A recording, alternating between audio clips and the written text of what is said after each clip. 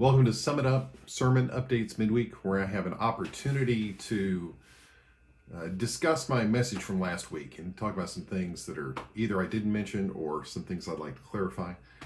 This is from my sermon that was preached on November 30th, 2022, Unity in Jesus, what unity looks like. I chose possibly a strange passage of Scripture to talk about what unity looks like. I looked at Philippians, the second chapter, the first 11 verses. And a phrase that comes up several times in that passage is being like-minded or having the same mind. Paul also uses the term having the same love and having the same soul. I wanted to talk about being like-minded. When you hear that phrase in English, it makes you think that we're talking about just what you hold in your head and what you're thinking about, the things that you believe. That's what we think of when we talk about being like-minded. But this word actually has a much deeper meaning than that.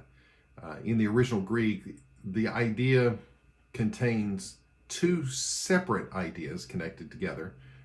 It's that intellect, that thing that you hold in your mind, in your head, but it's also that information that pushes your heart. You know, when you get news of something and you feel like you have to do something about it, right? You get information that makes you say, I have to act. That's what being like-minded means. Then Paul goes on to specify that by saying it's having the same heart, it's having the same spirit, same soul, and then he goes on to say the same purpose. To me, this is really important because Christianity has in many respects become a spectator sport, to where as long as you quote unquote believe what you need to believe, you're fine. You got your ticket punched to heaven. And we have taken out the necessary activity that there is for believers.